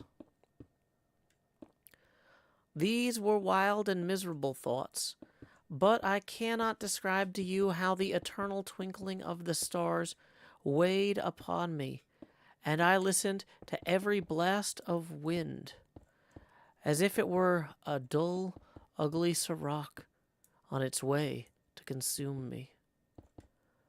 Morning dawned, and I arrived in the village of Chamonix. I took no rest, but returned immediately to Geneva. Even in my own heart, I could give no expression to my sensations. They weighed on me with a mountain's weight, and their excess destroyed my agony beneath them.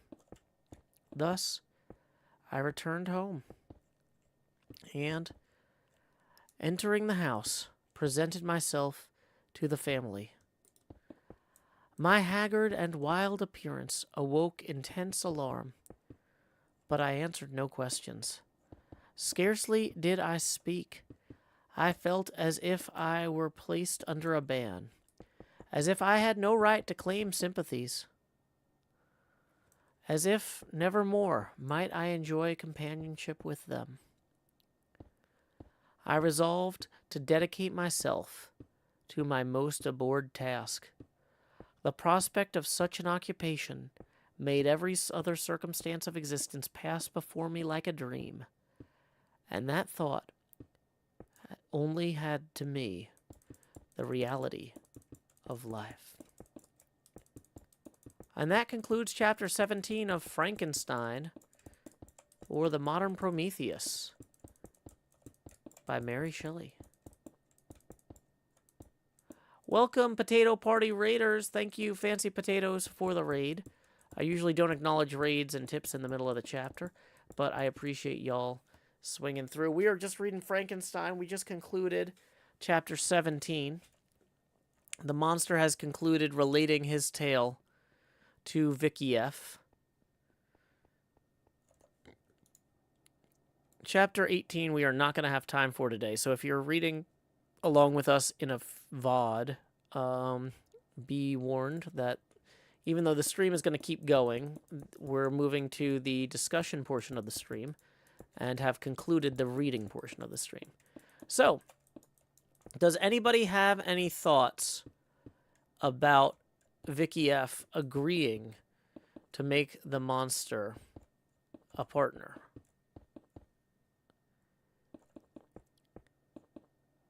It does seem to me like one of the biggest problems that Vicky F has, and I said this at the beginning of the stream, is that he never built a prototype.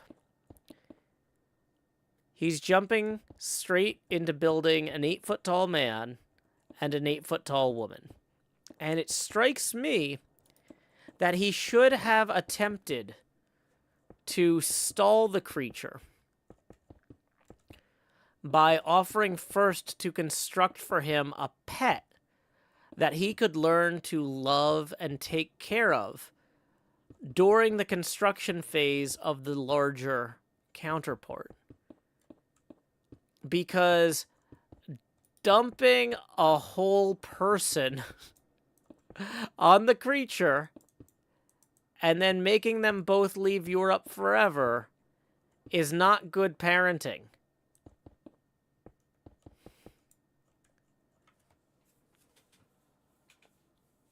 Because he's not... Because the new creature he creates is also going to basically be a baby. Even if it's 8 feet tall when it's first born. It's not going to know how to speak or understand language. And so the monster is going to have to learn to care for that creature as a baby before it can learn to speak and truly become his partner. And so it seems to me like Vicky F saying, cool, I'm going to create you a Frankenpup. A dog or a fish or something to care for, right? I'm going to create something that you have to be gentle with and that isn't immediately weaponizable.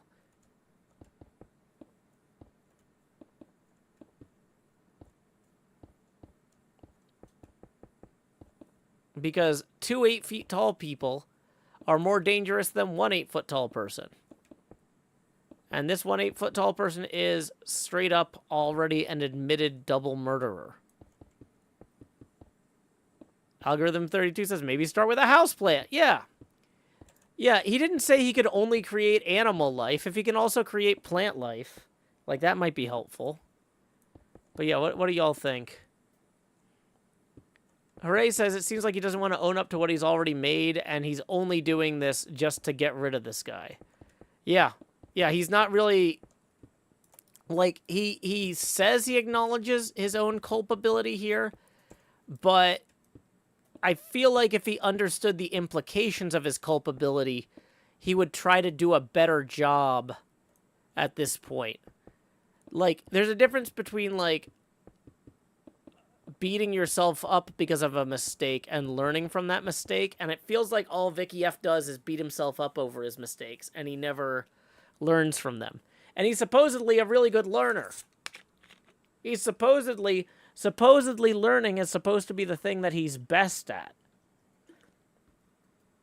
Right? That's what made him capable of discovering the secret of creating life. But I don't know, we're seeing counterproof by example here. Hey, looks like we got a tip rolling in. Let's see who it's from. It's from Gritmonger. Thank you, Monger of the Grit. Gritmonger says, Joe is too small. Need to zoom in. Enhance. Da da da da da da da. Da da da da da da da da. There we go. Expand Joe. La da da da. Yeah, the camera's in a little different location because of the reading we were doing. But yeah. Personal growth is hard for all of us, says Algorithm. Yeah, that's fair.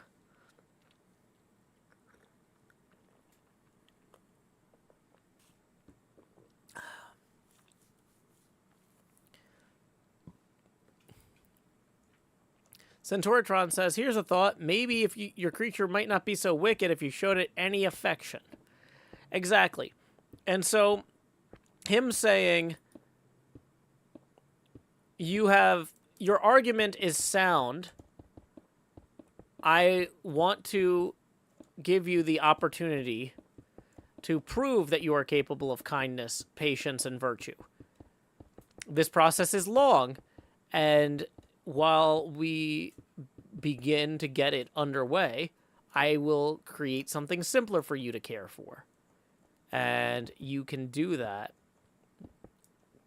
in such a way that will, prove to me that you are kind and true to your word, and will prepare your partner for a happy life. I would be, if Victor Frankenstein basically straight up said to the monster, look, buddy wretch, I created you and abandoned you, and you came to great harm and caused great harm as a result. So, if I'm going to create and then send away this partner of yours, I need to prepare you to care for her, so that she does better than you did. You've learned to take care of yourself, but you have not practiced care for others. And so, here, I'm going to make you a dog or something.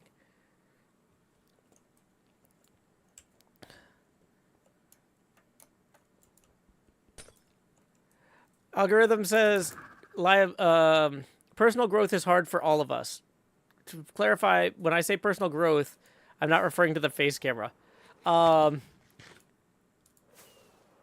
Boy, I could see having a Joe Hill's bumper sticker that no one would buy that said, an expanding face camera is no substitute for personal growth.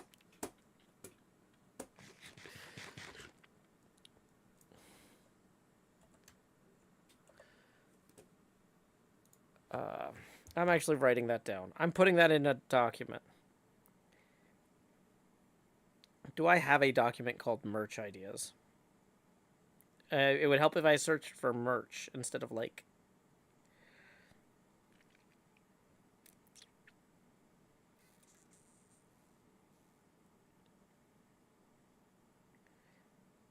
I have a lot of merch ideas, but they're individual files. Okay, that's fine. This is going to go underneath I'm Sassy too in the shadow of an @ symbol. Sticker that reads face camera expansion is no substitute for personal growth. There. Okay. Thank you very much, algorithm. You've truly inspired me today. Nobody will ever buy that, but...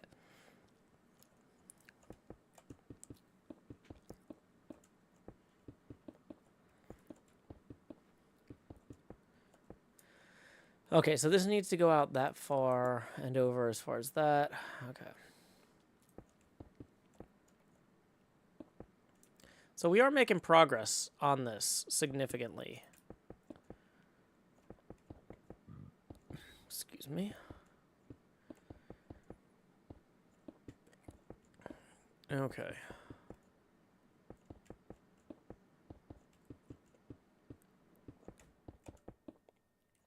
Pum, pum, pum, pum, pum, pum, pum. So does anyone else have any other thoughts on the books that might inspire me to sell stickers? And by which I mean to print stickers that will never sell? Any other observations, or does anybody else have any alternate proposals? So like my suggestion is Frankenstein should try to make the creature a pet and then teach him to care for the pet first. And then that also gives them, rather than just having the creature spying on him, he should have keep the creature, at arm's length, where he knows where he is. He can still reach out and touch him, but he's not like right up in his business all the time. Clear glass does not change how maps look. No.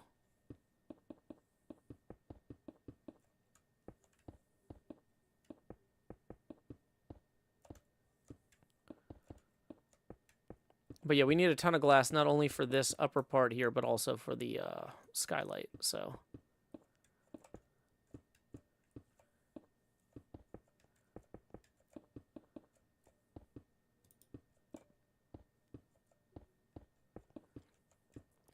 Centauratron argues that creation should be an iterative process. Hooray says Vicky F should have studied psychology. Yeah, probably. You asked how to make a giant, like 8-foot tall dude, but not like, should I make a giant 8-foot tall dude?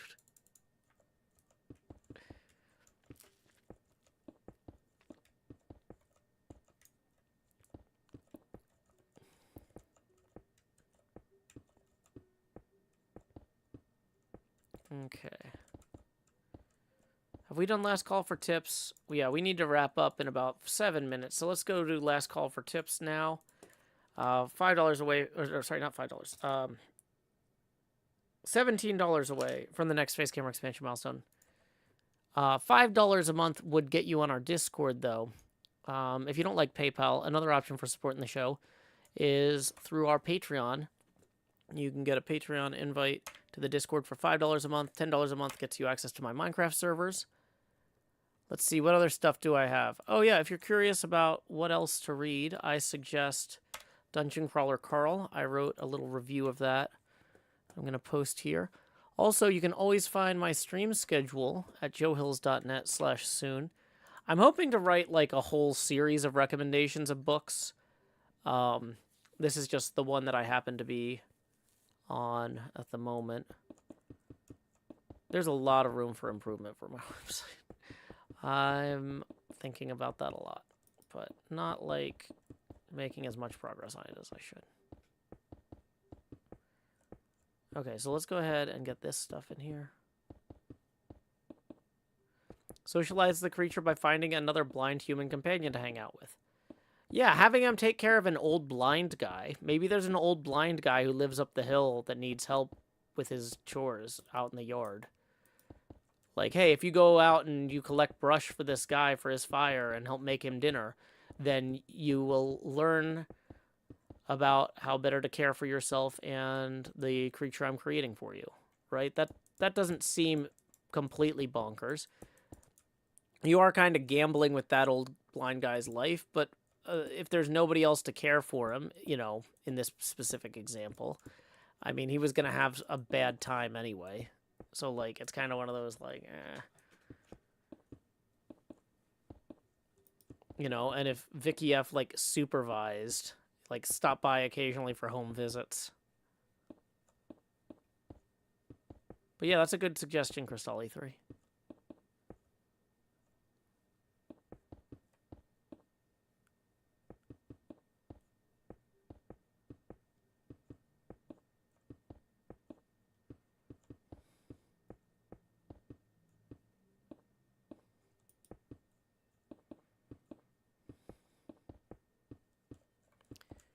Okay, so we are just placing all this glass we have produced, which is going to deter the snow, which we have too much of down there.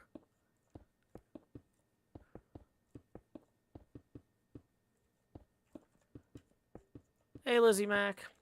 Just so you know, we've already done last call for tips. We're wrapping up in about 4 minutes. But glad you could join us today. We just got done reading 2 chapters of Frankenstein. Can we see the Sal Shrine from here? There it is. Sal Shrine. It's going to look better once the pool's in, I'm sure. I'm excited to see what Jev does with it.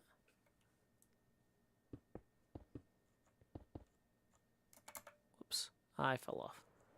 We are down to our last half stack, though, basically, of glass. So we should go get that.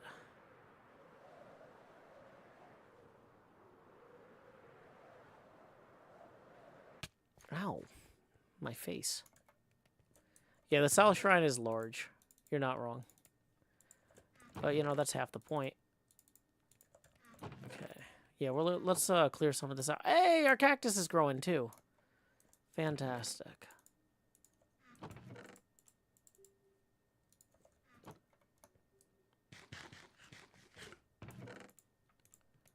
So we're going to grab that and that. Then we'll go gather some cactus. We need a lot of green dye for our museum exhibits.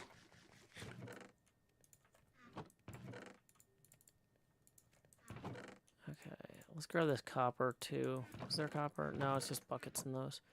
How are we doing on fuel? Passably. We can collect that later. Okay. So, oops, no, that doesn't go in there. Glass goes in there. Copper goes in here. That's right. I remember now. Okay, so how much of that is actually cooked? Not too much.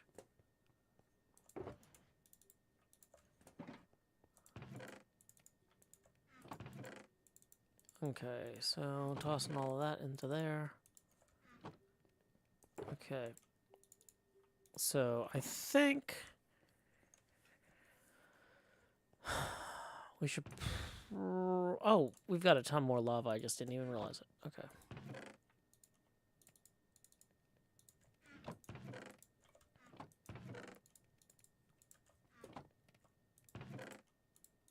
Cristalli3 says, I don't think Victor or the wretch have considered they'd be making a being with independent thoughts, feelings, and motivations.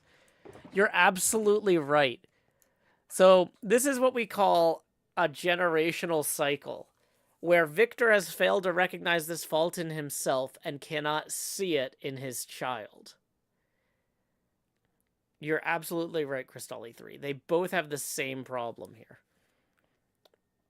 And I'm sure things can only go well from here.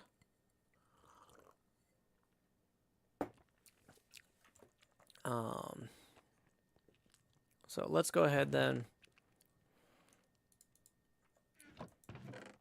And we are going to grab...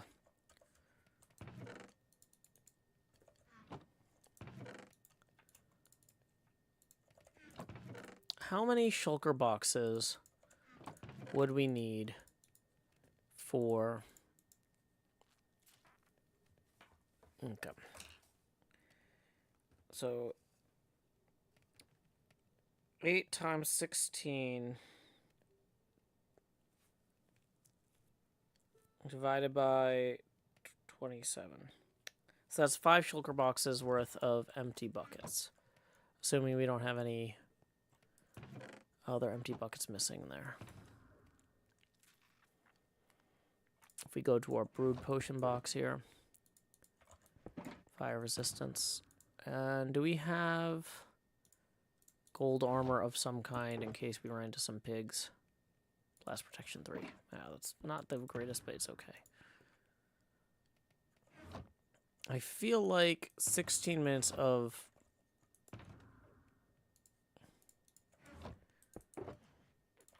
fire resistance. Let's assume any outing to the end might take longer than we expect. Ooh. Not end. The nether. Okay. So let's go ahead. It looks like we have...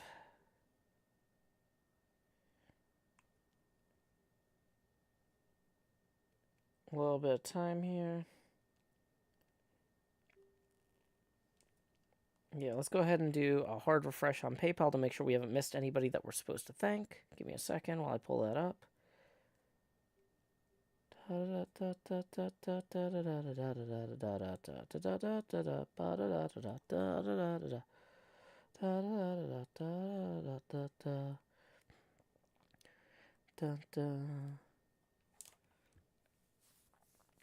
Okay.